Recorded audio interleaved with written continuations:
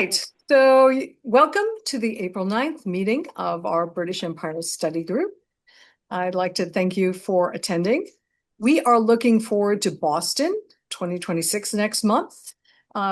We don't have a booth, but Harmer's has a booth. You're welcome to come over. It's by the exhibit. I'm not sure if I'll bring chocolate to feed you, but I'll try, and you might get a kiss.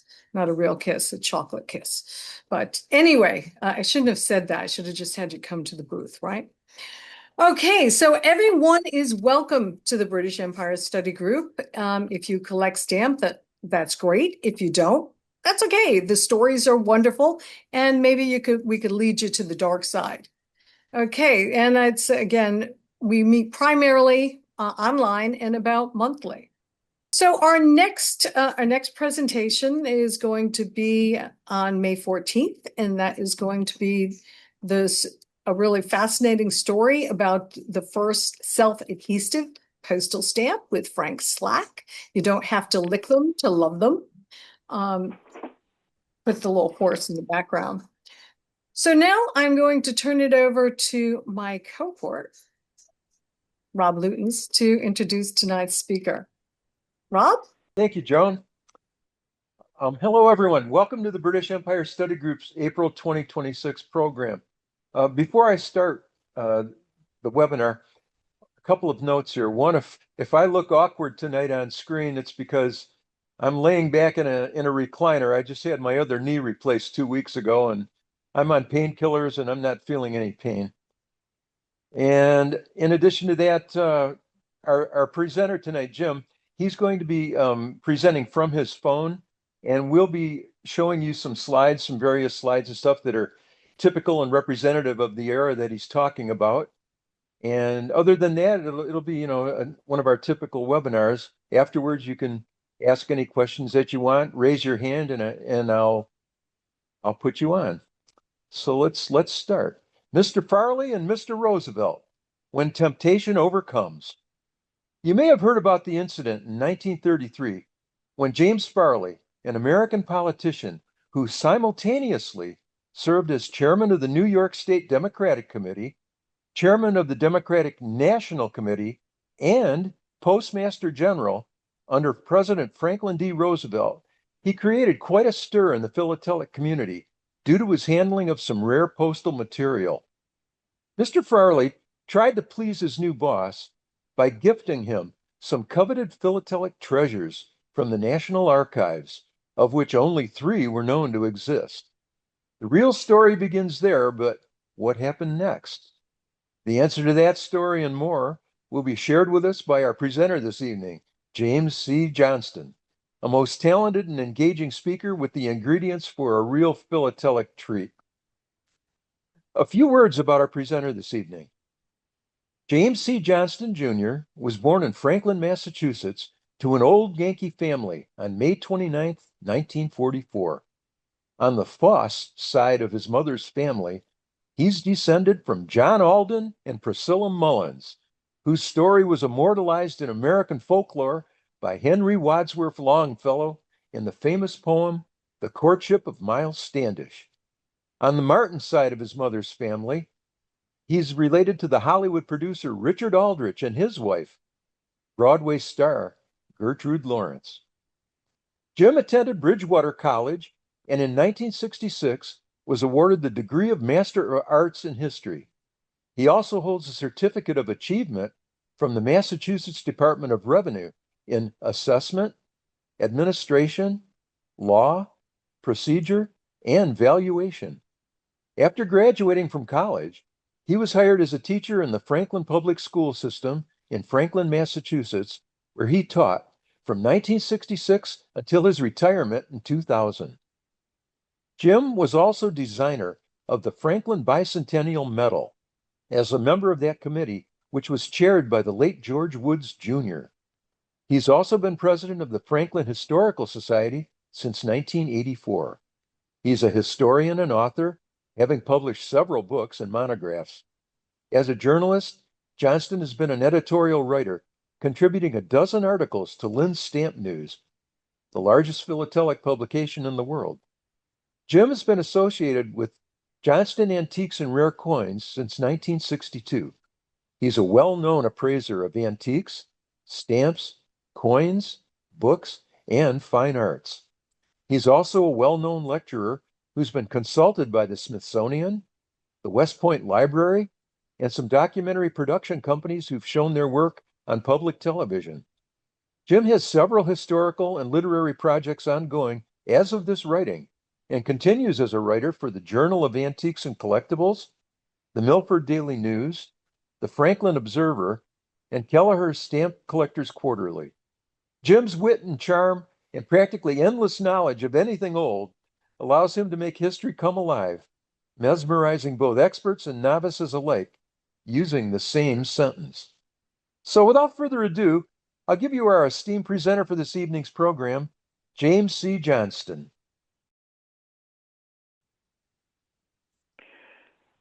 Temptation is a terrible thing that usually features a delightfully guilty pleasure. Bernard Shaw once observed that the reason that marriage was so popular was that it combined the maximum of temptation with a maximum of opportunity.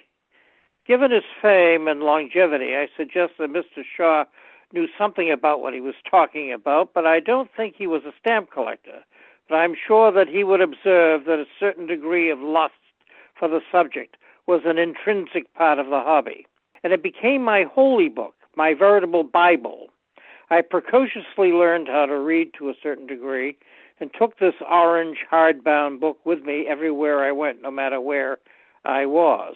I remembered that one of my very first stamps that I ever collected was a green 1-cent stamp featuring President Franklin D. Roosevelt and his home at Hyde Park. It had been the low value of a 4-stamp set issued a year after my birth, that is in 1945, to commemorate the life of the great man.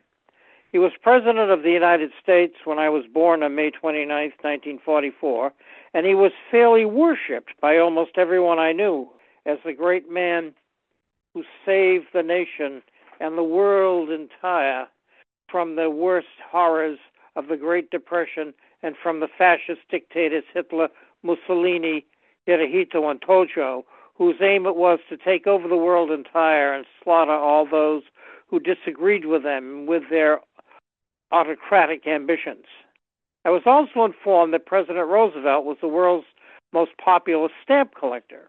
I was also impressed by the fact that Mr. Churchill, that great author, historian, and scholar statesman, was a stamp collector, as was King George VI, who are also great collectors of stamps. Armed with that information, I knew that my ambition to become a budding philatelist was a worthy ambition indeed.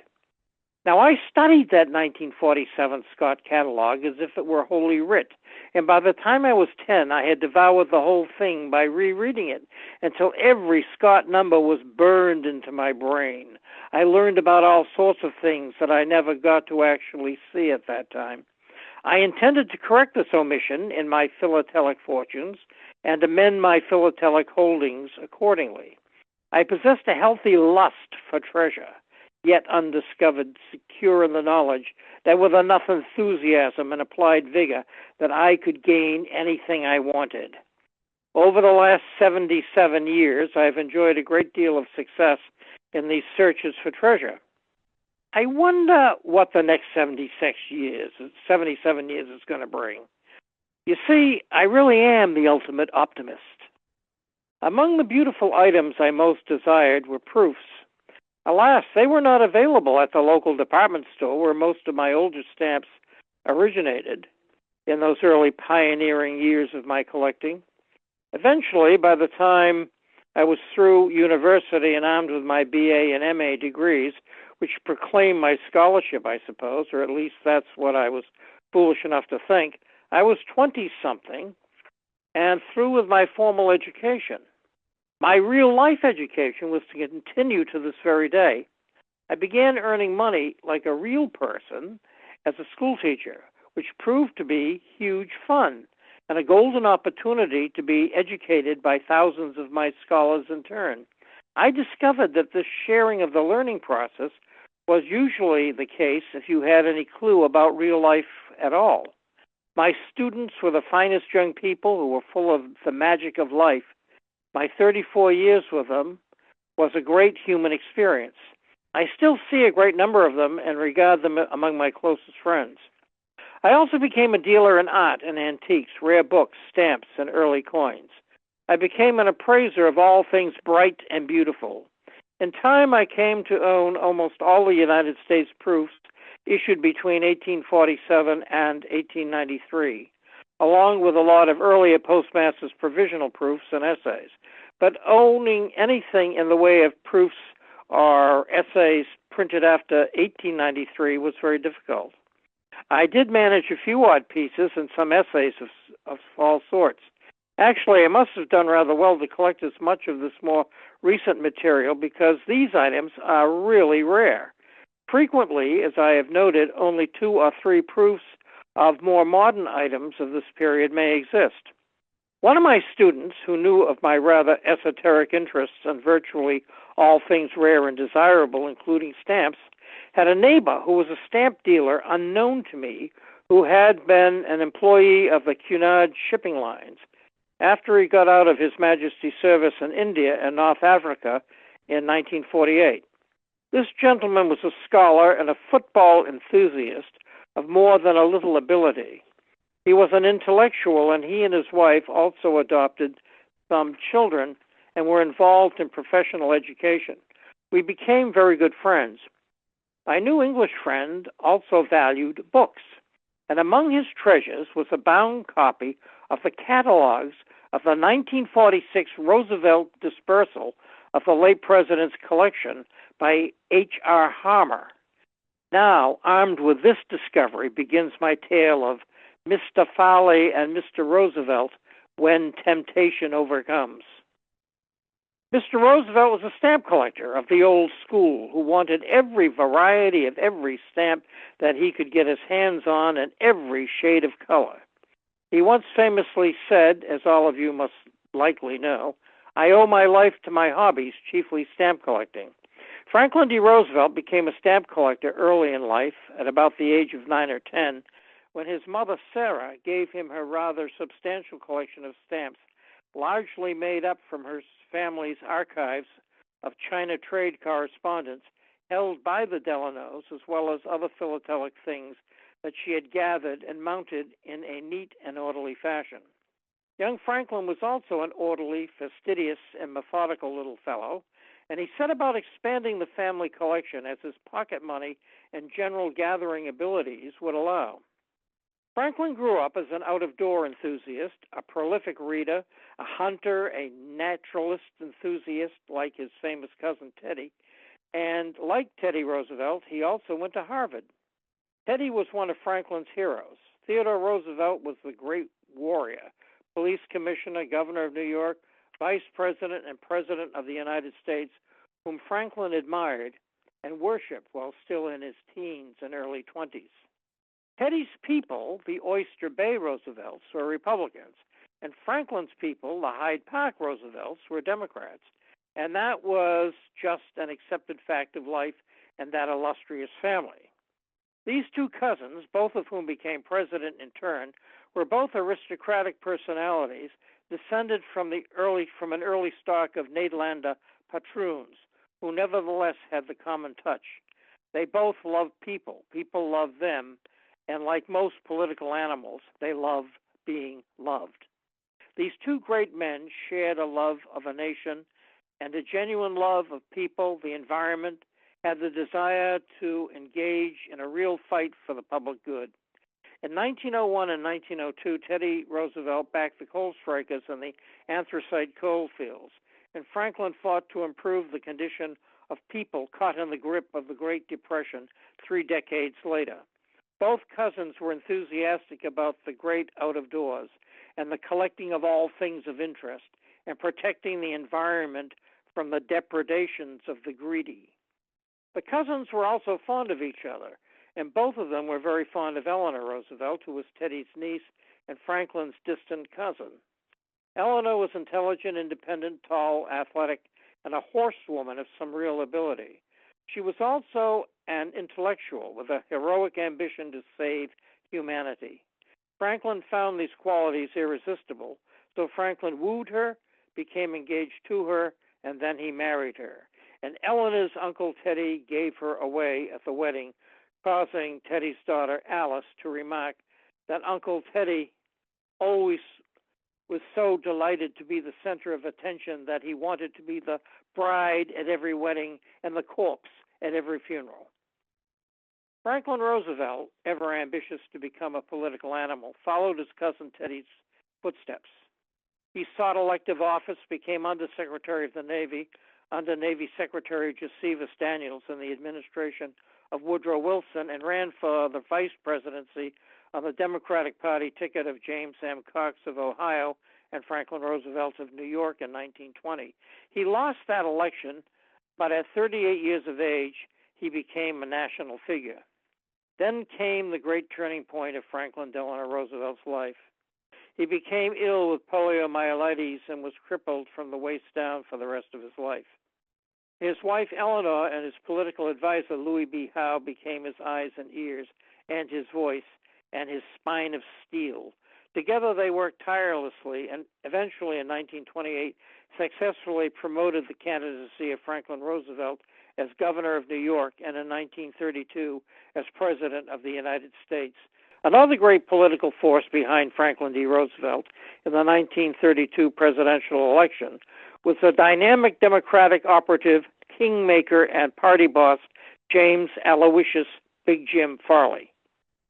Poor stamp-collecting Herbert Hoover, who was heir to the Coolidge presidency in 1928, had the great misfortune to hold the chief executive office in October of 1929, when the inflated value of the bloated stock market burst, and a virtual fortune in that period of $32 billion just dissolved and evaporated into the ether, leaving thousands of stock market investors wiped out and ruined.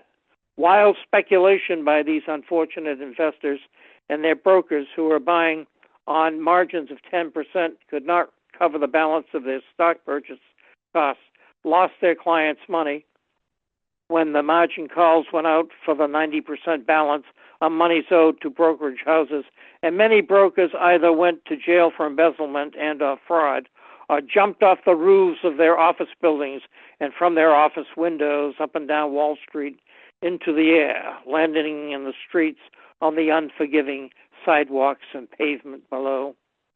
From Inauguration Day, March 4th, 1933, proclaiming that we had nothing to fear except fear itself, Franklin Roosevelt burst onto the national stage and in 100 days put out more progressive reform New Deal legislation for his Democratic-dominated Congress to approve than had ever been seen before or since, all of which was calculated to ameliorate the effects of the Great Depression. FDR enjoyed a great deal of success and some failures as well. As time went by, conservative members of the Republican Party and conservative and downright reactionary Southern Democrats fought him. But on the whole, Roosevelt was successful. Roosevelt also knew that he owed a great deal of his political success to Big Jim Farley. Now, Farley's background was not anything like FDR's by any means, but he respected the Roosevelt family and the Roosevelt name. Roosevelt rewarded Farley by making him Postmaster General, knowing just how important Farley was to his chances for re-election in 1936. Farley was a Democratic politician of the old school who knew that favors given bring favors back to the giver. Farley had some knowledge of philately, and he knew that at least half a dozen or more of the people around Roosevelt were serious stamp collectors, including Louis B. Howe, Secretary of State Cordell Hull, and Treasury Secretary Henry Morgenthau. It was about this time that Farley did something that was quite controversial. He caused the creation of some very rare varieties of error imperforate stamps to be printed of the early 1930s issues like the National Parks, Mother's Day, Wisconsin, and the 16-cent blue special airmail special delivery. Postmaster Farley sent these stamps to the president and various members of Congress. The president was delighted. But many non-stamp collecting members of Congress who received the stamps were rather puzzled and confused by the gift. The stamps had no gum, and these stamps had no perforation holes to separate them from each other. Then a few bright lights got the idea that maybe these curiosities might actually have some real cash value, like the upside-down Jenny airmails of 1918. Off to the local stamp dealers they went. Some of these lucky recipients even went to see stamp dealers in Nassau Street, New York. Oh, yes. These were newly discovered errors. Big money was paid to the first vendors of this philatelic largesse sent to them by Farley. Stamp collectors all over the nation were furious when they found out about these special issues or errors. Or were they just somebody's idea of a joke? Follies even. Farley's follies, no doubt. Thousands of furious collectors made their unhappiness known to the president, and Roosevelt knew that hell hath no fury like that of an outraged stamp collector cheated out of a chance to capture a philatelic prize. FDR called Postmaster Farley into his office and ordered him to print as many imperfect stamps of the various issues as may be needed to keep collectors happy who wanted to add these Farley's follies to their respective collections at nominal face value through the post office. Now, even collectors who could now get these error stamps were not pleased. The Depression was on, and it cost real money to buy all of the positions of the new imperforate material required to satisfy the needs of the collection. There were singles, the imperforate pairs, blocks, plate blocks, gutter pairs, gutter blocks that pages were to be printed to accommodate in the Scott Specialized United States stamp albums.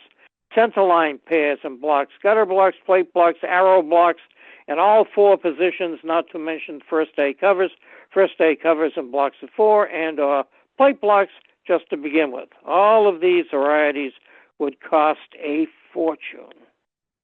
FDR got sheets of the material for his own collection, of course, which Farley was careful to pay for out of his own pocket. The president and Farley autographed these sheets, as they did many additions to the president's collection, with an eye to posterity. Roosevelt also was famous, or infamous, depending on your frame of reference, for autographing all sorts of his philatelic material, from the selvage on blocks of stamps in multiples to the pages they were mounted on, as if he knew that this activity would enhance the value of his collection after he was gone from this mortal coil. Now, Herman Pat Hearst, one of my favorite philatelic writers, penned many stories about the foibles and idiosyncratic behaviors of collectors, great and small, in his classic and seminal work on the subject of his career as a stamp dealer in Nassau Street. This book, published in 1988, is a fabulous read, and Pat tells a charming tale of full imperforate Farley panes of four sheets and how they were transformed into an unusual rarity by a little canine force of nature back about 1935. It seems that a group of collectors, of which Pat was a member, formed a sort of investment cartel for making small killings from philatelic speculation. Each member of the cartel would invest an equal amount of capital into the general funds that made up the group's capital sum of money, and the cartel would then purchase investments in contemporary stamps with a view to making a profit, which was not unreasonable given the fact of a very active philatelic market at that time.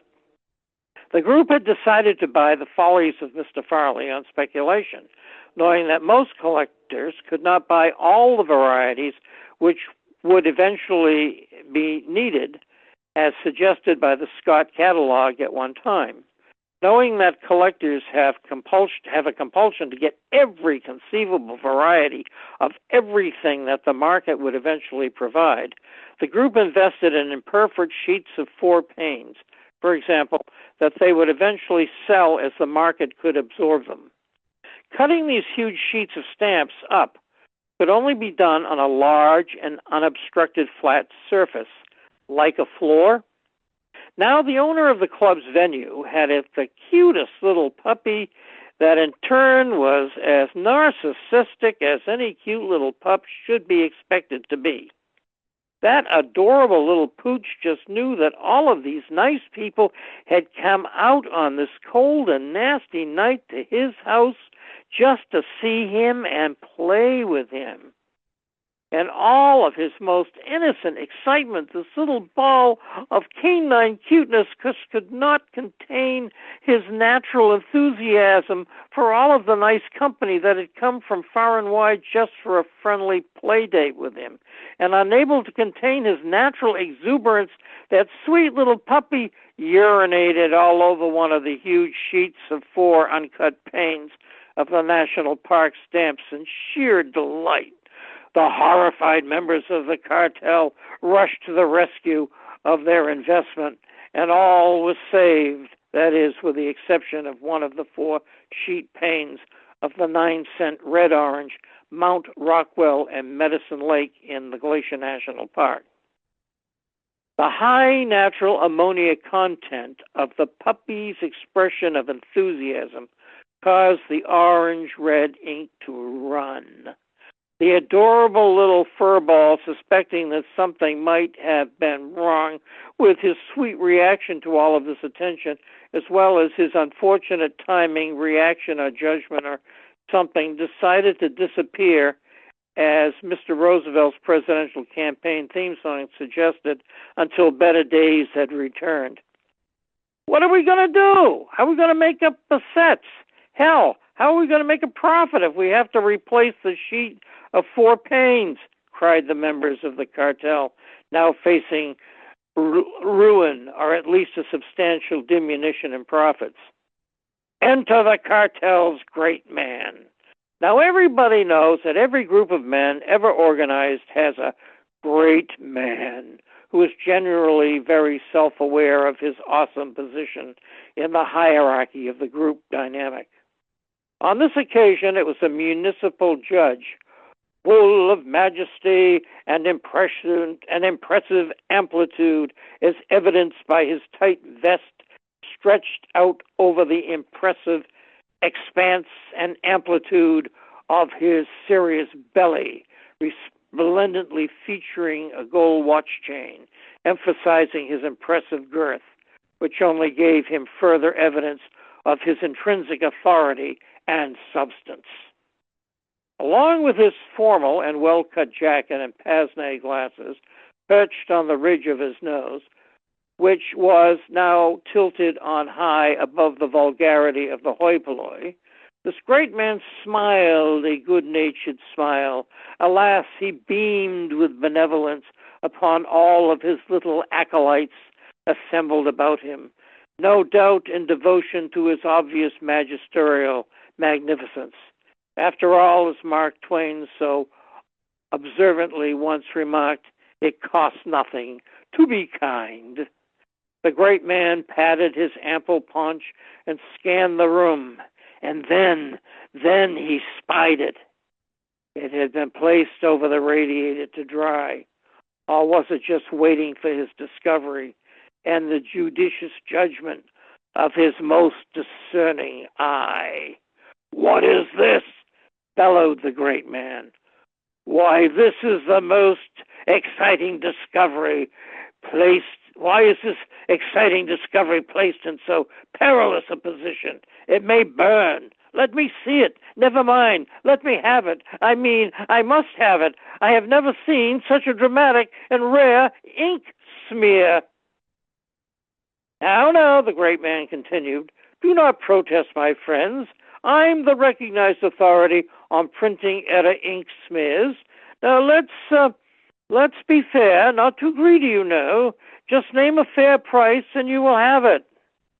The cartel put their heads together, made a fair price for the rare piece for the great man and expert on ink smears, for which he did gleefully pay.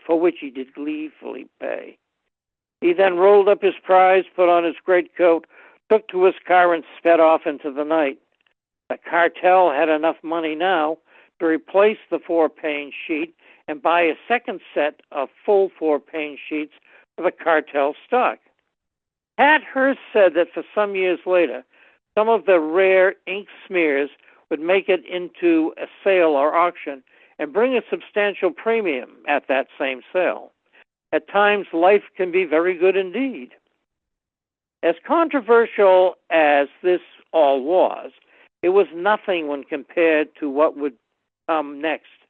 Postmaster Farley knew that his boss liked really rare philatelic objects. Among these were proofs of stamps which had been issued by Rodden, Wright and Hatch and Edson, the American Banknote Company, and many other contractors who have won contracts to print United States stamps of all sorts from the beginning to 1893. Now, some proofs exist for some of the postmaster's provisionals, carrier, and local stamps. How do I know this? I know this because I have some very nice examples in my collection, whose specimens mostly come from auction and which were culled from the great collections of such giants in the field as James Ludwig Lindsay, the Earl of Crawford, Congressman Ernest R. Ackerman, pharmaceutical giant Josiah K. Lilly, and from the stock of the great Raymond Wheel of New Orleans, and many other collections and stocks of dealers of note over the last 60-odd years. Proofs issued between 1847 and 1893 are thought to number between 600 and 1,200 individual pieces for the various issues as a rule. Nobody knows for sure. This makes them fairly rare, or at least very scarce, but they are not as costly as they should be, because proofs, trial color proofs, and essays are not generally collected by the average United States stamp collector. The Adam Smith factor of supply and demand does enter the equation at this point as an essential law of economics at a very basic level, you see. Where there is little demand, there is less of value. I wish I could go back to the 1940s and 50s and buy out the U.S. and Canadian stock of that great pioneering dealer in great proofs, Clarence Brazier. When I look at his catalogs issued back in those good old days, my eyes fill with tears of profound regret that I didn't know what the hell I was doing in some instances. Actually, at the age of 10 to 15, I could actually have bought some of Clarence Brazier's offerings for just a few dollars. His prices were so reasonable even way back then when you consider how truly scarce his proof material was. When it came to the care and philatelic feeding of the president, however, Big Jim Farley knew exactly what he was doing. According to Farley, there was an ample precedent for what he was about to do. It seems that back about 1903, the Postmaster General had 73 sets of lovely leather-bound 2-volume books of all the U.S. proofs issued to date, printed for presentation to prominent Republicans, including Teddy Roosevelt. And these lovely volumes, every proof was printed for every United States stamp in its issued color. These proofs can be identified even after they've been cut out from the original books, as most of them have been, because they have very wide borders and sometimes the backing sheet on which they were mounted. As I previously have stated, very few of these so-called Roosevelt proof books remain intact. About the same time that Roosevelt proofs were produced, to the number of 73 sets of 2 volumes, the Shinikoff reprint proofs of 1903 of the early federal stamps were also printed from the original plates, issued and sold to the favored. After 1894, the United States Bureau of Engraving and Printing produced the nation's stamps almost exclusively for the next century. As I previously stated, very few proofs of each issue were printed.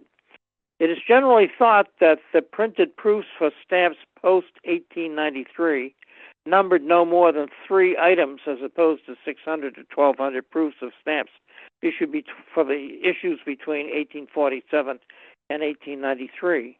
This made them very rare indeed.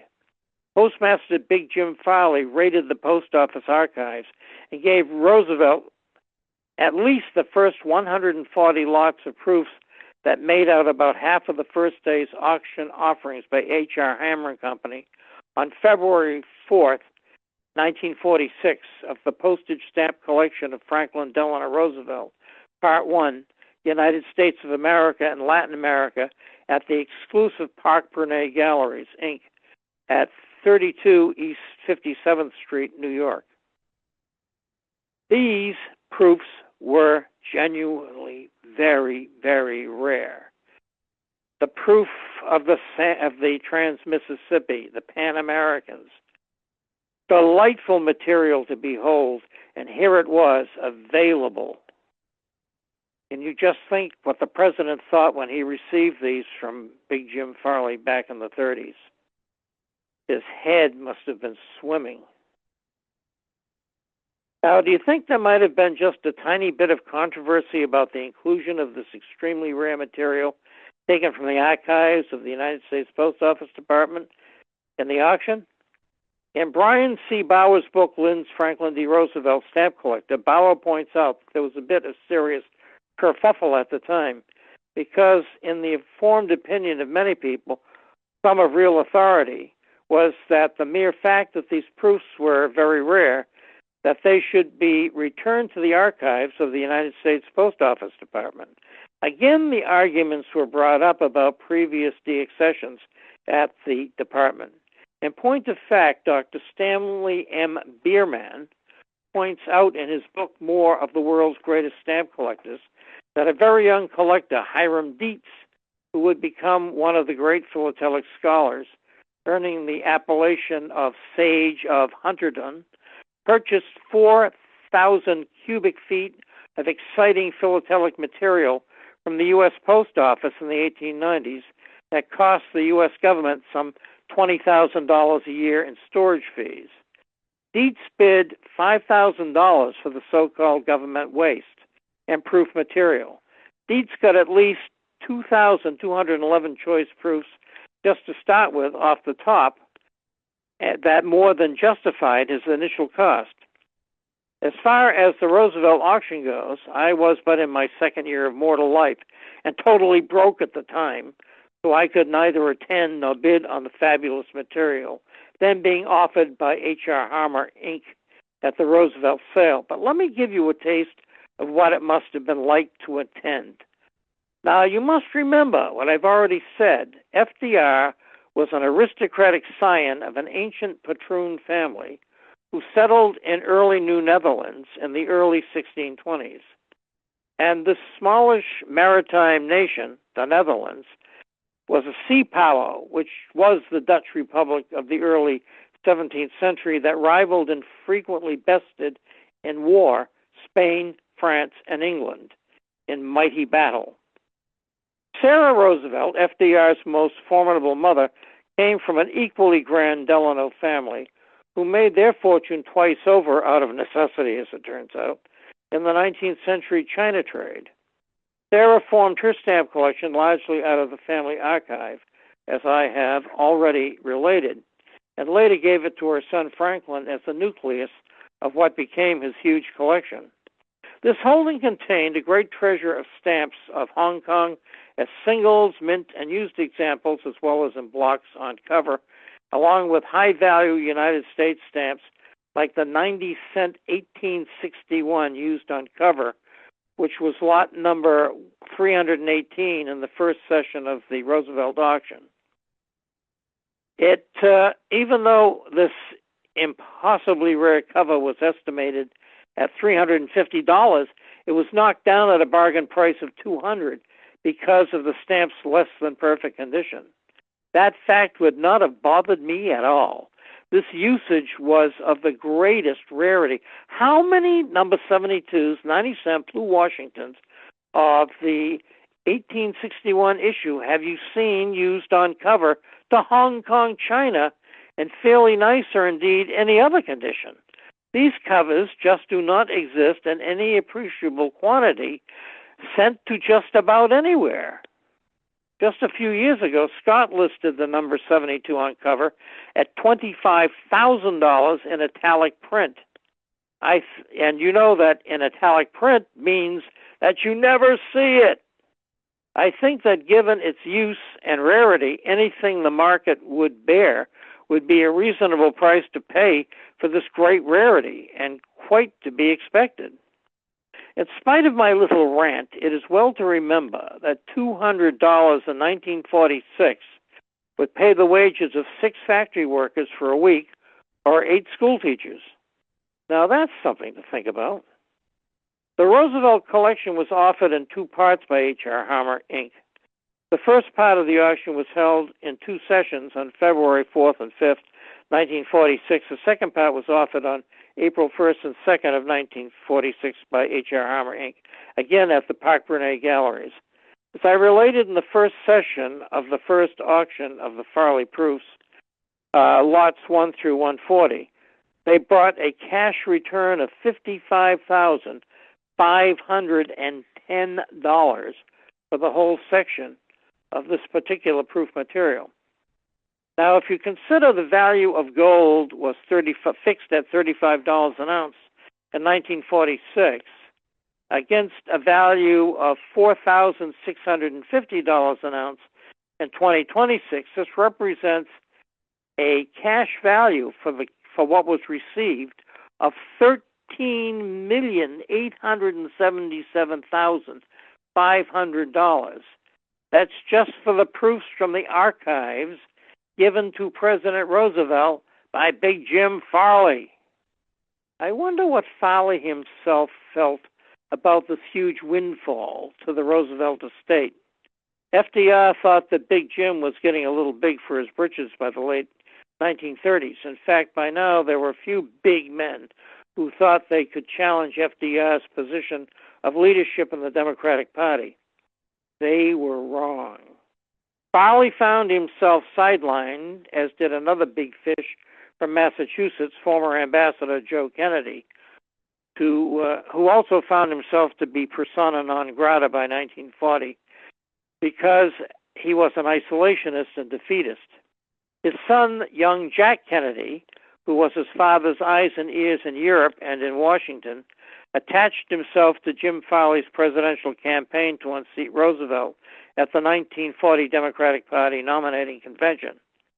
They all lost as FDR was swept to victory over all of his Democratic Party challenges and the Republican hopeful Wendell Willkie in the election of 1940. Now Big Jim saw all of that money from the auction going into the Roosevelt estate. There's no question about it. Jim Farley knew Roosevelt well. He knew the heart of the collector. Roosevelt was a well-intentioned and generous guy. But what would you do if you were offered the rarest of the rare by the man in charge of the treasure trove, and the objects he offered you were beautiful to behold, beautiful proofs, and very, very, very, very rare proof stamps at that, of which only 3 specimens of each could possibly exist? I mean, think of it. Only 2 or 3 of each of these beautiful things were in existence, and thanks to Big Jim Farley, they could be yours. Oh, the temptation. I think that only real collectors like ourselves can understand exactly what that temptation is like. It is not about the fiscal value of such items. It's about the rarity and their intrinsic beauty in our eyes. I do think that I am getting a little misty here. Oh, well.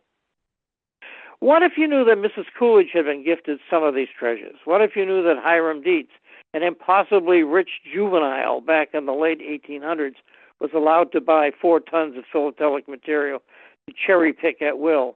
What if you were told that Republican aristocrats were given those proofs of all of those 1847 to 1903 issues of United States stamps, bound sumptuously in 2-volume leather-bound sets of albums, and that Mrs. Harding was given all sorts of proof material regarding the passing of that president who was responsible for the Teapot Dome scandals of the early 1920s? It is a real moral dilemma, isn't it? Well, I'm content with my fat yet modest 3 volumes of fine proofs, essays, trial color proofs, and photo proofs, and other little rarities in my humble Exophilatelica collection. Well, that's it for now, folks. If you've got any questions, I shall undertake to answer them while I'm still earthbound. Hey, let's face it, at my age, you never know when you're going to be recalled because of defective and worn-out parts. Thank you. Thank you, Jim. What an interesting background on that story for sure. Well, hope you liked it. I hope you found it informative. Oh, yeah. And all that good stuff. I know in my own collection, I've got several of the souvenir sheets, at any rate, with his autograph on them. I never knew. Wonderful. Yeah. I always You're found it talking about curious. Farley, of course. Are you talking about Roosevelt? No, just Farley. Well, Farley is pretty impressive. I've got a number of letters from him, also from Basil O'Connor, also from James Roosevelt, and a lot of people.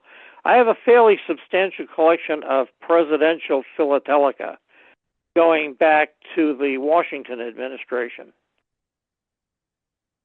Okay. And that's kind of interesting. I am a collector. I don't know if any of our viewers watched the program on the History Channel about the mystery and treasures of Oak Island, but I recently saw that Franklin Delano Roosevelt was involved in that. Yes, he was. Which I don't know. It just continues to show me how interesting a man he was. Oh, he was a very, very interesting guy. He really was, and he was a really great guy with his genuine interest in people. I mean, if you take a look at his pet project of his Warm Springs and the children that he had come there and different people afflicted with polio and the people that he helped. Do you know that he even designed braces, all of these different kinds of braces, including the ones he wore? He was very inventive, and of course he never patented anything. So it all went into public ownership. Oh, yeah. I mean, he was a very, very, very, very intelligent man, and as was Teddy, as far as that goes. He was perhaps Teddy probably was the third most intelligent president of the United States after Jefferson, and of course my cousin, John Quincy Adams. He had the highest IQ of any president. He was posthumously measured by Sigmund Freud at 167 IQ. Oh. Just as a little aside. So he took measurements of his skull or what? No, what he did is he read his writings. Oh, and he looked at his logic and his judgments, and he looked at the arguments he made before the Supreme Court. Because Adams practiced law before the Supreme Court. Right. In fact, he represented the slaves who revolted on the Armistice and secured their freedom. Originally, Horace Mann was supposed to take that case, and Horace Mann was born in my hometown and was once a visitor in my house. Not that I was here at the time, but I just thought I'd mention that. Yeah, you seem to come from a fairly famous city. It just is a funny place that has attracted some interesting people. The deputy minister of war to Alexander Kerensky between the two Russian revolutions lived here, and he was a friend of mine. Huh. And when I was 10 years old, I remember a conversation I had with him in which I made a horrible faux pas. I said Prussian Empire, and he said, "My boy, the King of Prussia was the Emperor of Germany. There never was a Prussian Empire. Never forget that." Huh. Now, that was 74 years ago, and I haven't forgotten it. Oh my. Jim, we've got a question from Richard Rizzo. He says, there's a Richard, set of I'll be glad to answer your question if I can. Sure. There is a set of Farley's Follies at the National Postal Museum. Are there any other of Farley's sheets still out in private hands? Oh, I would think so. I would Mhm. think so. I saw a set that belonged to a dealer, and I was doing his coin show because I sold coins and bought stamps. If that makes any sense, probably doesn't. But anyway, he had a full set of the national parks, and I'm talking about panes of 4 in each sheet. Oh, yeah. And I could not get him to give me a price. He was teasing me with them. And then you know what he did? He went and died on me. Oh. Nice guy. I really liked him, but I never forgave him for doing that. That was most inconsiderate of him to die on me before he made the deal. But they exist. They exist. But if you stop to think of what was going on in 1935, the vast amount of not only unemployment, but underemployment. And you're talking about a face value of over 60 cents times 200. That was a lot of money to lay out for a set of sheets. That was serious eating money, rent money, for sure. I don't imagine there are too many sets of sheets out there. Do we know whatever happened to that sheet with the smeared ink? You know, the famous. Well, it must have been cut up. I think it was cut up because Pat Hearst said that he saw maybe 6 or 7 examples in different sales and auctions, Okay. and that they sold pretty well. There was competition for them. So they were thought to be legitimate varieties or errors. I don't think anybody ever determined whether it was a variety or an error. And actually, it was just a careless puppy of charming enthusiasm. Right. Yeah, Pat Hearst is an interesting story in and of himself, too, on Nassau God, Street. yes. He lectured a few miles from where I'm sitting right now at Walpole State Prison. He lectured at the prison. And he also lectured somewhere else around here. He did get in his car and drive 200-300 miles to deliver a lecture sometimes. And which I think is absolutely bizarre and crazy, because I remember what those cars were like. They were cold sometimes. And he went to one club, and he lectured to them for nothing. And the president of the club got up and said, "You know, I want you to know that Mr. Hearst gave us his lecture for nothing. That's great. We saved his fee, and next year we can hire a real lecturer." Oh, my God. Well, you know something that I always charge, except if it's for a museum or a school. I always charge because otherwise they don't appreciate. And I insist on being appreciated, damn it. Oh, yeah. Jim, Yeah, do you give have me some love. Do you have any material from FDR's collection yourself? Yeah, I do have some stuff. I have some of those covers that on the back were stamped, you know, from the collection of President Roosevelt. I'm going to, but you know, that stuff is not at all unusual. I also have some proofs that I think probably were in his collection. But the covers, when he was talking to the Secretary of State, Cordell Hull, he said, "Cordell, what happens to all the envelopes that are sent from all these foreign countries to the State Department?" He says, "Well, you know, they're collected and they put in the trash and we burn them up in the furnace."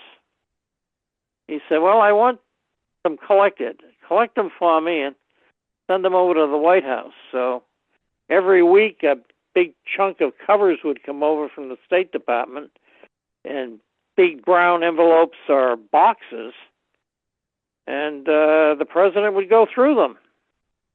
And he could never throw away a stamp. He would collect very indiscriminately anything. I mean, he had albums where common stamps were all mounted on pages that would be cataloging at that time at 1 cent and then later 2 cents. Yeah. And they would be side by side by side, row after row after row after row, and he'd be claiming to collect color varieties and stuff.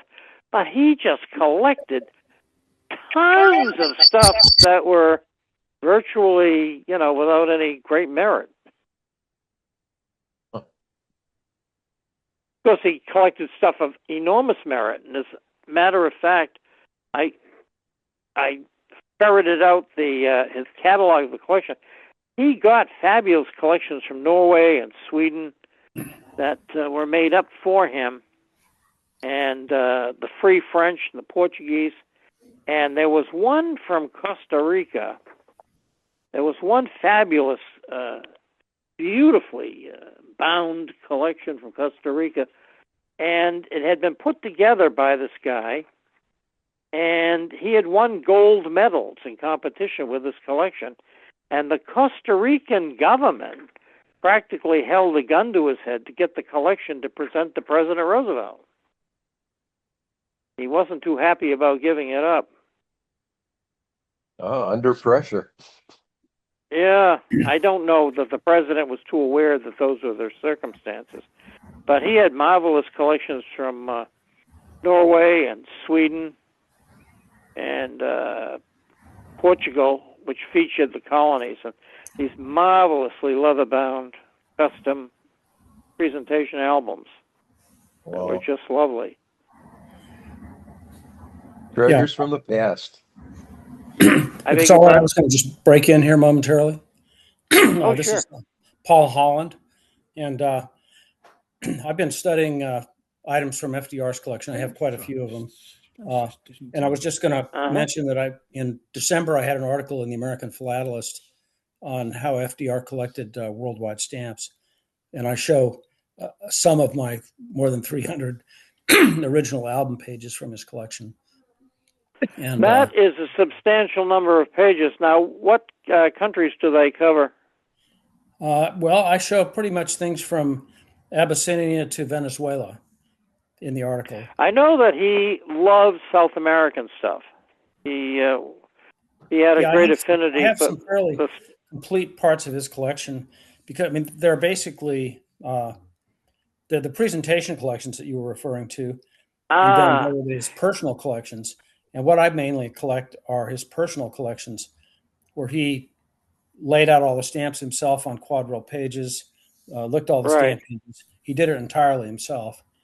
And oh yes, he worked half an hour before he went to sleep every night at least on his collections. Yeah, no, that's true. So, but anyway, but it's something I'll just point out that you might want to take a look at. So. Oh yeah. Yeah, fascinating. Absolutely fascinating. Yeah, it sounds like the famous picture of Roosevelt when he's peering over his collection with a magnifying glass. Right.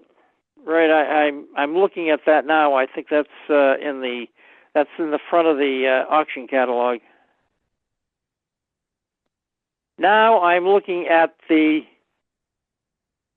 proofs, of which only 3 exist of each, and he pretty much is complete from 1898 to 1933 or 4. Yes, that's correct.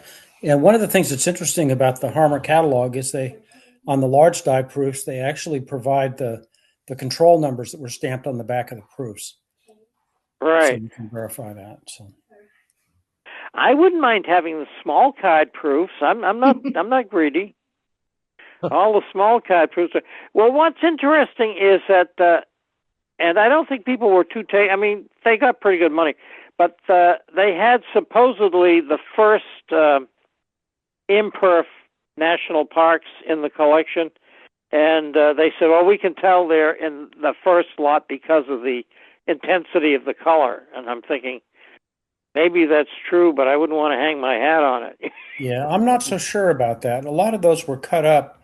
For example, in the British Library, they have uh, the Franklin Roosevelt autographed block of 8 from the bottom of the sheet of the 16-cent, you know, Special airmail, special delivery. registered airmail one, which ended up was from the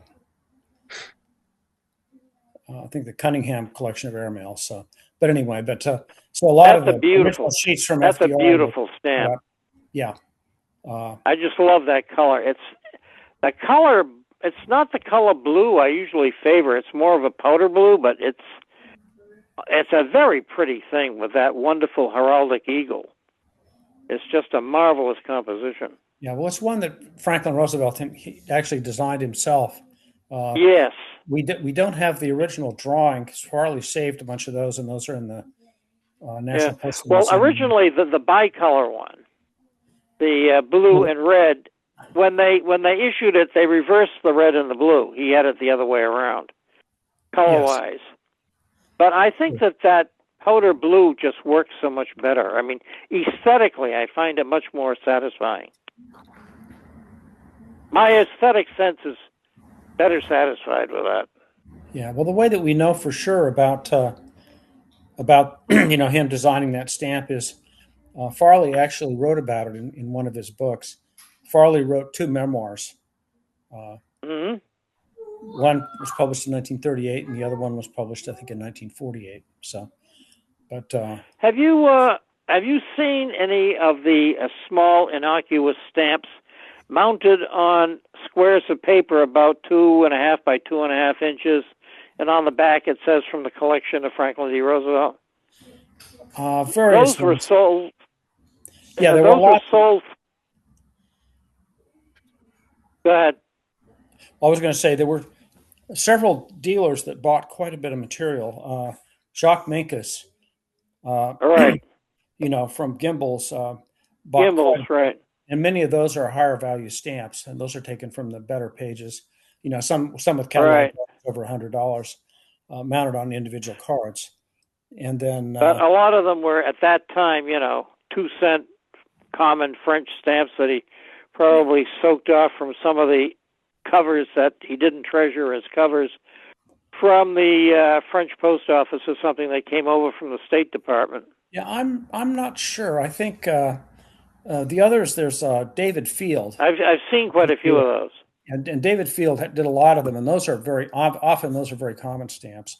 But if you look at my article, most of the time, you'll see some of the pages, and FDR would typically, I think he was interested in cancellations and various things, and he would often just mount a row of the same stamp, or nominally the same stamp with maybe different cancellations on his album pages.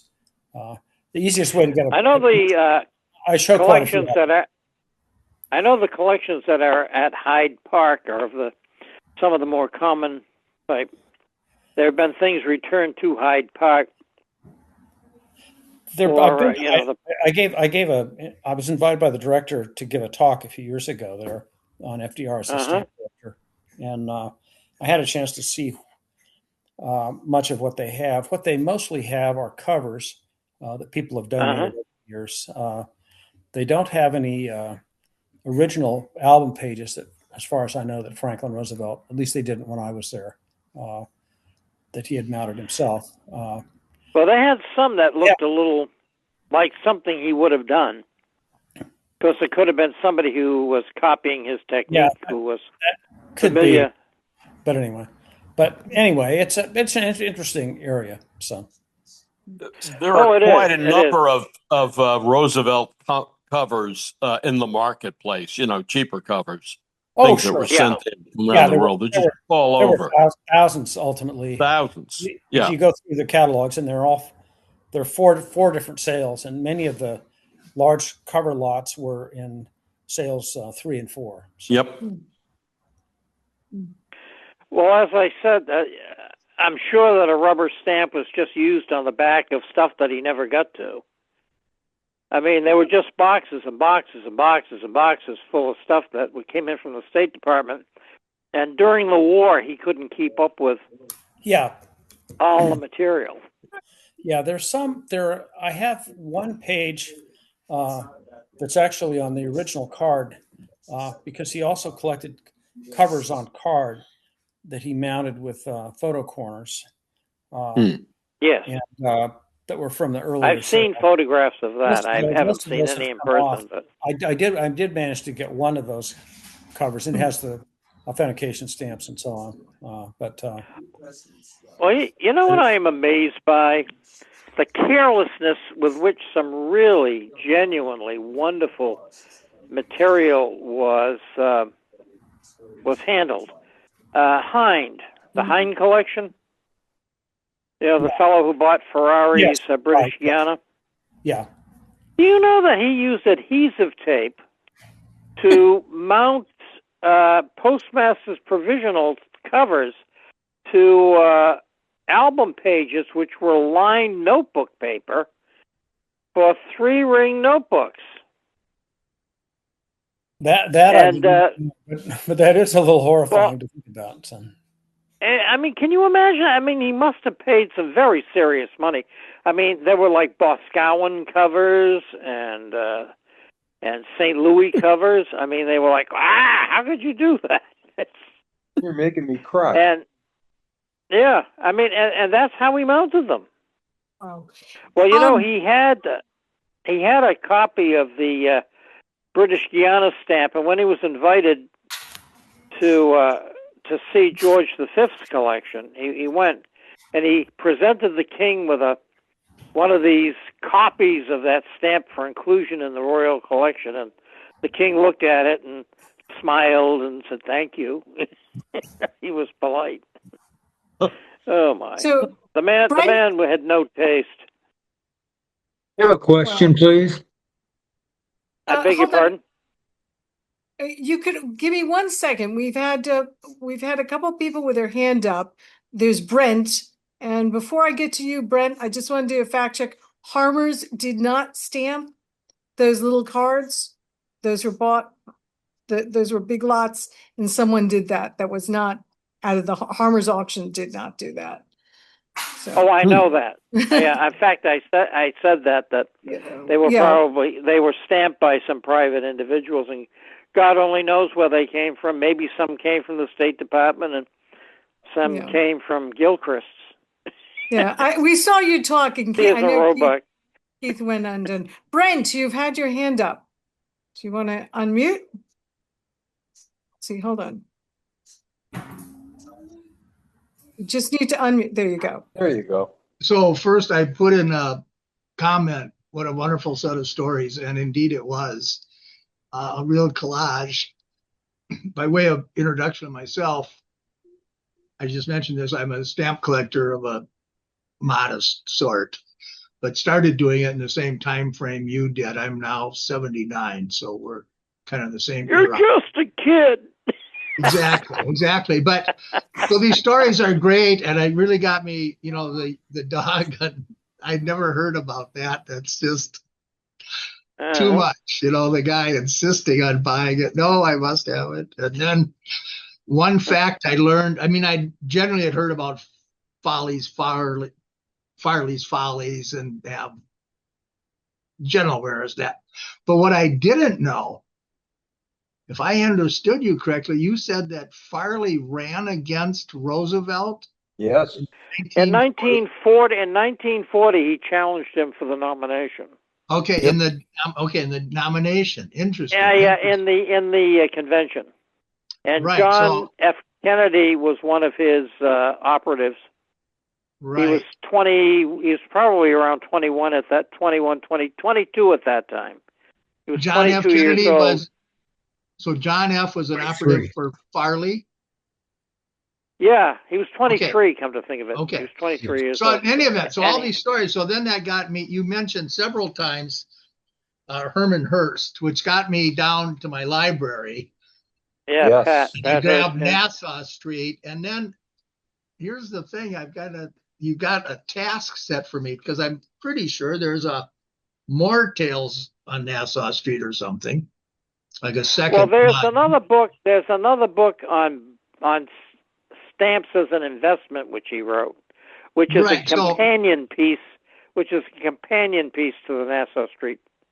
Okay, and I thought I had one, more tales, and then you mentioned also a book, World's Famous Stamp Collectors, which I know I read. That was by Stanley Bierman. More of the World's Greatest Stamp Collectors. He wrote The World's Greatest Stamp Collectors. Then he wrote More of the World's Greatest Stamp Collectors. Correct, and so I thought I've read those both, and they were fascinating, and not just because they are. Stamp, but what's interesting of those, and I highly recommend it to everyone. And I thought, by the way, I was saying, I got to do some searching because I thought I owned those too, but maybe I got them from the library. I don't know. But you can get them from Amos Publications. Okay. You can get a hold of Lynn Stamp News. And all right, well, first Amos I'm going to keep searching through my own library, which can get kind of disarray sometimes. But I can for those who haven't that. read that World Stamp Collection, one thing that's very interesting about it is how some of the stamps, it's also a story of some of them stamps. For instance, the 1 penny, the famous British Guiana. Right. How the they British Guiana, passed, 1856. or the inverted Jenny, how they passed from these collectors. So interwoven amongst these collectors is these stories of these stamps. So you fired me all up to kind of get more. And I hope you come again and speak. I know you charge, but maybe the club. No, I'm not charging for this one. Well, that's very gracious of you. And I hope the powers that be, you dig around. I'm sure you've got a lot more memories that are just fascinating. Well, I've delivered in my lifetime. I calculated that I've delivered over 3,000 lectures. Wow, that's a lot. What's funny is I've shown up in different places, including Collectors Club of Boston, which is mostly coins, and the president would come running up to me and say, "The speaker didn't show up. The speaker didn't show up." I'd say, "Okay, what do you want to hear about?" Right. And I just go on automatic pilot. But I taught school for 34 years. Right. Now you've got the gift of gab. I can tell that. And, and relating, there's nothing better than relating to young people. There's nothing more exciting than being with young people. And, they may think they're reluctant to learn, but they're not. They just have to be, relaxed and persuaded that they want to know things, and they do. All right. Thank you. Sometimes John, they're not aware of it. Oh, my pleasure. It is my pleasure, I assure you. We've had Henry Scheuer online for a while here with his hand up. Henry? Okay. Good evening, everyone. I'm a beginning first day cover collector, and I've been trying to obtain these original Farley stamps, not the reprints, on their first day or before the reprints were placed on sale. Earlier in the presentation, several covers were shown, and 3 of those values of the national parks are in my collection. Has anyone ever seen the other 7 values? I am not generally aware of them, but it doesn't surprise me because they were extant before their official dates. Obviously, that's why they were issued in the first place, because everybody was sort of angry because they didn't have access to them. So, there were going to be some that were there. It would be great to put together an entire set of pre-first day covers. That would be quite exciting. Well, these were on Secretary of the Interior Harold Ickey's corner cards in the hand of the secretary. And Ickey's was another insider who collected stamps. He was another one of the philatelists. Yes, these were purchased about 4 years after I started buying at auction, and the auction describer is still around. He told me that that was his handwriting on the auction cards that we saw in the presentation earlier. They were estimated $100 to $150 each at that time.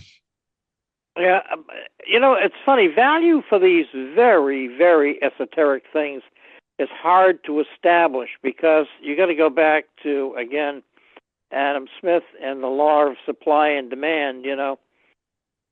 They're interesting. They are legitimately extraordinarily rare. But is there a buying public that cares? And of course, to get a good price, you need at least two people to care. You can probably do that. But it's amazing to me that proofs of which only 600 to 1,200 exist command so relatively little money even today. Well, it's a great story, and if it were told more often as well as you did this evening, perhaps the values would increase. Well, maybe they will. Well, I figure I got another 82 years I can hang around, and I'll settle for 77. Well, maybe for the 100th anniversary in 2035, there might be a resurgence. Could be. Yeah, someone else had a question, and I asked you to wait. You're welcome to chime in. Okay. Let's see. I guess we lost him. Oh, tell him to come back. I'm not going anywhere for a while till you get rid of me. Oh, stop it. Jim, we had a comment from Kenneth Pitt. I thought it was interesting. I'll read it to you. He says, okay. I grew up in Rockland County, New York, where Farley was from. He gifted every town in our county with a giant marble post office. Back in the 50s and 60s, they were the biggest building in many of the towns with 4 windows, but never more than 1 open. Huh. Isn't that interesting? Oh, yeah. Kind of he definitely was a character. Yeah, he definitely was a character. There's no question about it. Yeah. Yeah. Do we have any other questions from the audience? How about answers? Any answers from the audience? Yeah. Wow. Well, that was really interesting. Oh, stop it. Yeah. Well, it was really interesting. What a great story. Oh, you Mosher. Oh, I'm glad you enjoyed it. In the beginning, I was going to do it, as I said, with bullet points, but then I said, nah, I better discipline this a little bit. So I formalized it. Well, just for the slides are all my fault. Okay. So if they didn't go with the talk, that's because. Oh, I'm sure they were fine. They jumped around. Sometimes if they were related in any way, if they, were just related to the time period, to the material, they provide good ambiance. Joan did a good job. Oh, I'm sure she did. Yeah. Hugh Mosher, you've got your hand up. Yes, thanks. Am I on now? Yes. Yeah, we can hear you. Yes. The Roosevelt that whole presentation was very interesting. Not a field that I collect, but I still enjoy sitting in on. But I go back a little bit to when you mentioned about the Oak Island Inn and being from Nova Scotia and moving home next month. In fact, I have friends that dove in the 70s down in Oak Island. And so we kind of laugh at Nova Scotia because it's all very suspect, and it's nice that people follow it, but we consider it a bunch of hooey. That's from a local with friends that very close friends who were deeply involved in some of the early explorations of that. Not early, but 70s early. Anyways, thank you very much for another interesting evening. So note to self, don't go to Oak Island to try to increase my purse, right? Right. Thanks, Hugh. Is there anything else for Jim, or are we going to let him go? I can always sing. No. So Jim, you're so lucky you don't see everybody's face. Well, no, I can imagine everybody's face. Brent, you have your hand up. Sure. You have a question. You're saved. Yeah. Oh, we got a question. Yeah, well, you're saved. it's more for Joan and the staff, so to speak. I put it in the comments too. Is it possible to get a transcript of these stories of today's program, like the AI feature Zoom? Do you create that? If you're really nice to me, I could do that. I do no, have of this, course. Well, I do have this one very unique Japanese first day cover, if you'd like to have that. No, Brent, you're more than welcome to a transcript of it. Well, that remark was not random. I've always wondered. You once yourself told a story about how you really weren't a stamp collector, but you were surrounded by stamp collectors. Yeah. So you're going to focus on, I believe, Japan, and then a very unique area. It was so unique, you never collected one, and then in the morning of one day you found one. Yep. And then the evening of that day you sold it. Well, I didn't. Do I remember that? Didn't. Yes, sort of correct. I found it. So what happened was my husband said, if you want to collect, you could collect Japanese stampless covers. So I'm beavering away looking at shows and stuff. And I found 3, online and stuff. And then I asked his father, Bernard, who is much more experienced. I said, Bernard, I'm a collector now. Aren't you proud of me? I married a Harmer and now I'm collecting. He says, well, darling, what are you collecting? I said, oh, I'm collecting Japanese stampless covers, which I thought was so sexy. He started laughing at me. And I said, Bernard, what's wrong? And he goes, there aren't any. Okay. So then I went from like really happy to like, I'm going to throttle my husband because this was all just a ploy to stop me from using the credit card. So next day, he basically found a real nice one, which was a pretty expensive one. And I had it for maybe, I don't know, a half hour until he decided that, no, I'll give you my Nova Scotia Fred Mayer's Nova Scotia collection. You could, it was either that or the Aston. And he said I should take the collection. I probably should have taken the Aston, but I ended up with the Nova Scotia Stampless collection of Fred Mayer as a nucleus, which I'm having a lot of fun with. Great. So it was close. Interesting. Japanese stampless covers. Yeah, there's consular mail, which is stampless. But I was looking for real stampless, and then we found one. The one that you were talking about that he sold was forwarded. It had the little forwarding, when they went out to sea, they used to put little paper forwarders on it. And there's like a whole stack of them. And it was a really cool cover, but that's what happens when you get married. Wasn't the first adhesive Japanese stamp about 1870? And it was square. And it's an earth tone. It's either an orangey brown or something. I mean, there must have been some way to send mail before then. There was no Japanese imperial post office. No, that's a good question. I think we'll have to get someone who specializes in Japanese postal history. I wouldn't be too dismissive of Japanese stampless covers. I don't know anything about them. I know nothing about them.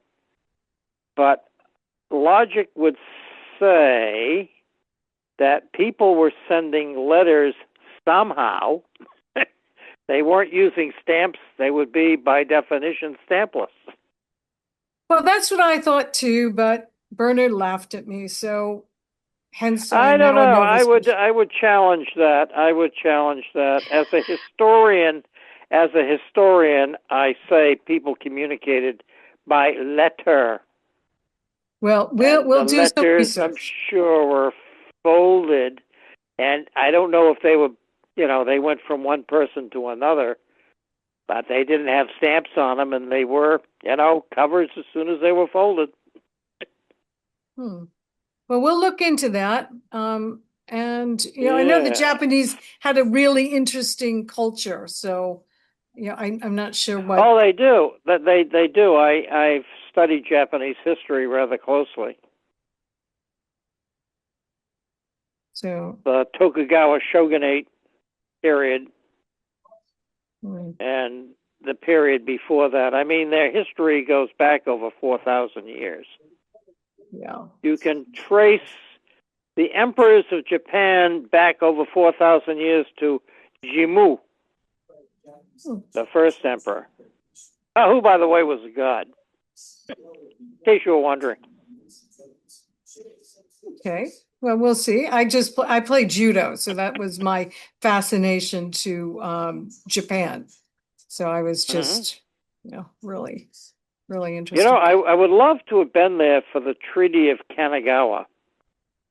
But do you know, it was in 1854, it was against the law for any Japanese citizen to allow a foreigner to have money which would be taken out of the country.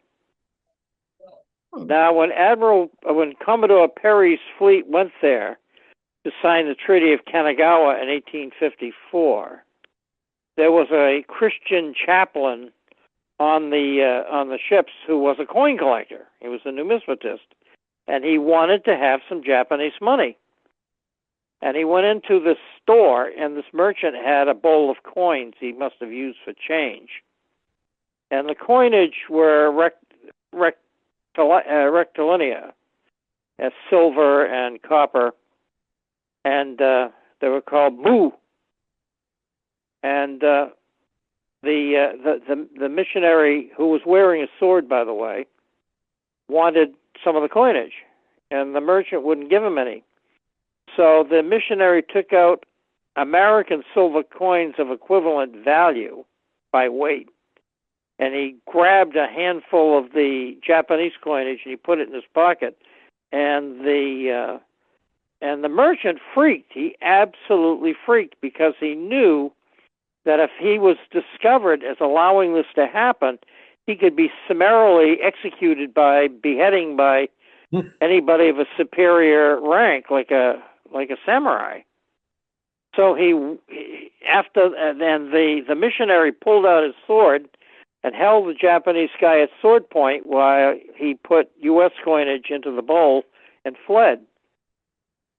Now, the lieutenant governor of Kanagawa was informed by the merchant. He went to the palace and immediately reported himself so he wouldn't get in trouble, and he didn't. And the situation was so serious, the lieutenant governor went out to the palace, went out to Perry's ship, and he was of sufficient rank to be able to talk directly to Perry, because Perry wouldn't see anybody who was not of high rank, because he'd lose face. And he called in the missionary, and he said, "You are never to leave the ship while we're here. You don't leave the ship." He said, "What you did was absolutely inexcusable. You have broken all of the conventions. You have disgraced yourself with appalling manners, and you've insulted these people, and I shan't leave you off the ship. And you are to return all the coinage now." So he made him return all the coinage. Well, the lieutenant governor, later on, feeling sorry for him, before Perry sailed back to the United States, sent coinage out to the missionary, out to the chaplain, rather, so that he would have something to remember the Japanese by, besides being confined to the ship. A missionary with a sword. That's quite an image, Jim. Well, he was a chaplain. I'm sorry, I shouldn't have used the word missionary. He was a chaplain. He was a military chaplain. Okay. Right. Well, you got to remember, all these Christian commandery groups with their swords. Oh, yeah. Knights of Columbus. All right. Knights of Columbus, Knights of Pythias, a whole bunch, the Templars. Yes. Yes. You jumped around there. Any more questions for Jim, or are we going to let him go and have dinner? Soak his head. Think you ain't. Oh, well, it was what really entertaining stories. Let me tell you, that was Great stories. fantastic. Well, I'm glad you were amused. No, very much so. And sorry Oh, you're not good. coming to Boston, right? You're going to I don't think so. When is the show? It's the end of May. I'll send you a note. Well, maybe I will go there. I'm sure you'll be posting information, or could send me information about it. The last week of May. Oh, thank you. You can go on the internet, boston2026.org. Great. Yeah. Like I said, we have a booth there, and I've just been so busy. I had to fly down to Florida, so I'm a little knackered. But, a bit knackered. You didn't even need my book to put you to sleep. My goodness. Your book helped. Just carrying it around way out. Yeah, it's a very thick book. So yeah, well, I'm a very thick guy, so. Well, I hear it's entertaining, so I can't wait to read it. So. Well, it is, and there are parts of it which are very entertaining, and there are parts of it that are very gory. Okay. There are parts of it that are very scary. There are parts of it that are unbelievably romantic. You know what is amazing is that let's tell him what title we're talking about first. Jim wrote a book called The African Son. Yep, that's SON. And yeah. So I bought the book to just familiarize myself, to make sure he lived up to his reputation, and was not disappointed by the foreword, at least. Oh, I'm glad you like that. Well, actually, the first chapter there. Yeah. You know, the various books I've written, I don't believe I've ever written a foreword. I just start right in with the first chapter. I just start with the main. I start with the entree, and then I just heap on more.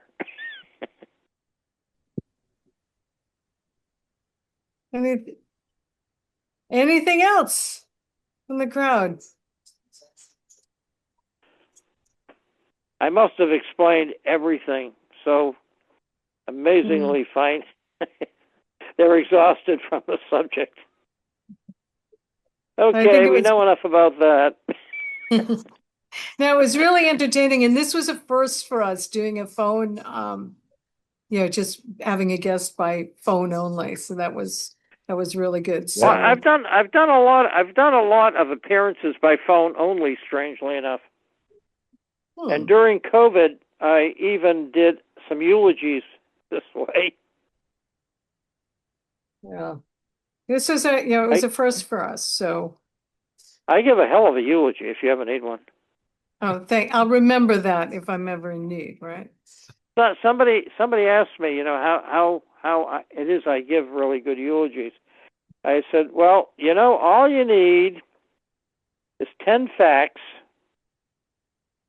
and 2 jokes.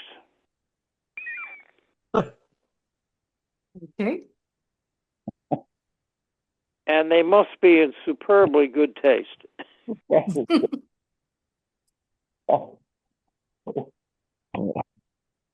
But everybody likes, that is a good time to have a smile. And usually there's some little reminiscence that, is pleasant and will bring a smile. It's not a malicious or, stupid joke. It's something that's relatable. Yeah. Well, I rather think of a birthday toast than a eulogy. So I bet you this skill is transposable. Doesn't matter. So. Well, it's like, okay, what do you want? Okay, you got it. Just wind him up. Just give me a minute to write down the bullets. All right.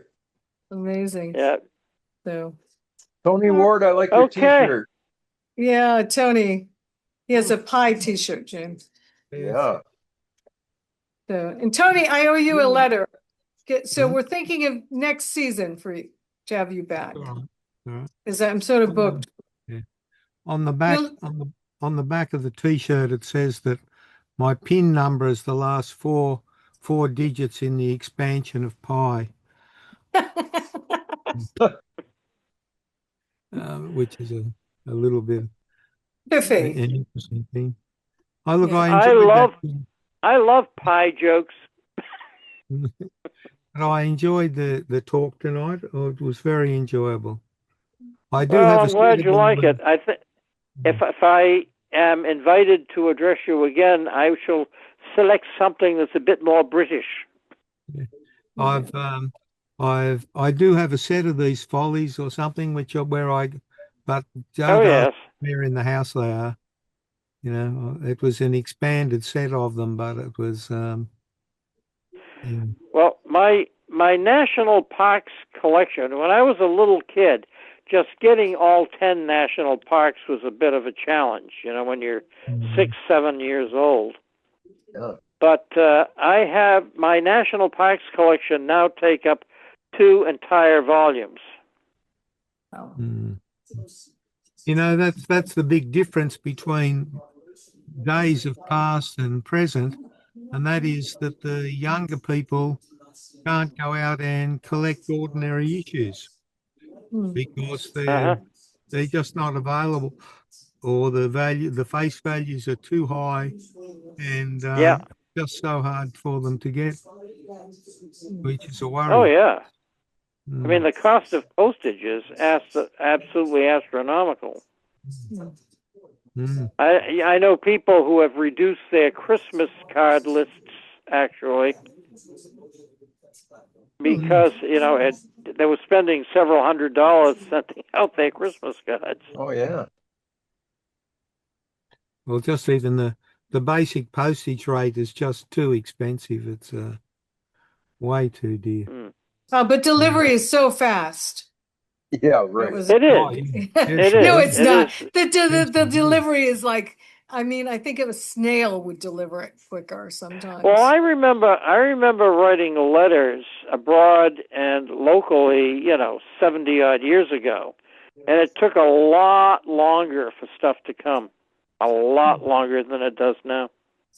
Well, the pendulum does swing back because. Yeah. Well, I actually sent 3 letters to Queen Elizabeth back in the early 50s.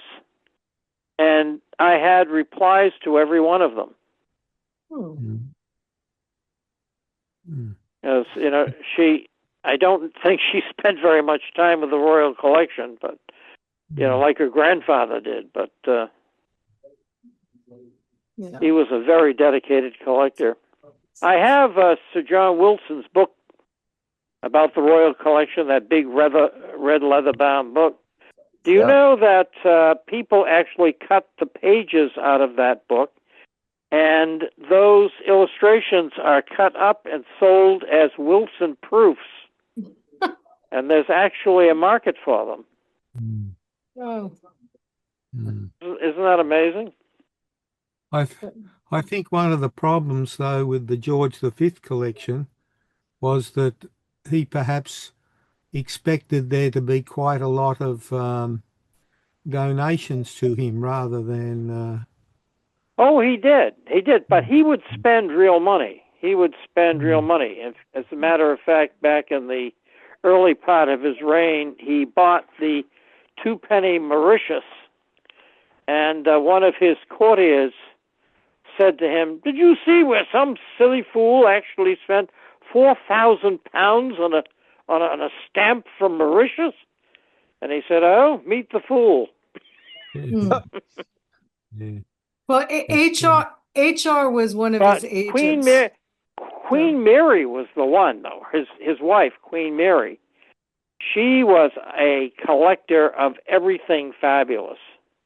And if she came to your house and she saw something she wanted, she would walk up to it and she would sort of touch it and she'd say, "This is lovely. I really like this." And then she would stay until you gave it to her. Mm. She would stay until 3 o'clock in the morning. Mm. Mm. Oh, wow.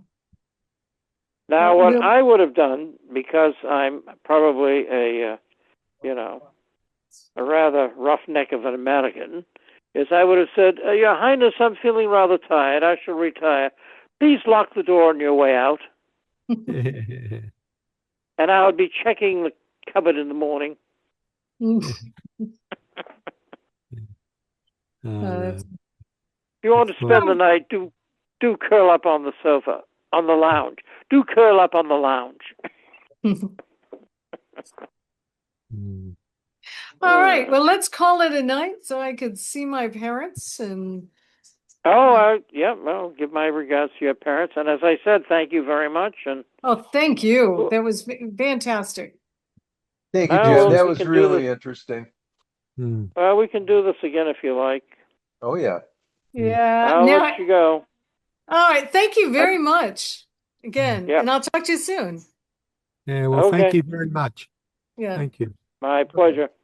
All righty. Good night, everybody. Good night, everybody. All right. Good night. Good night.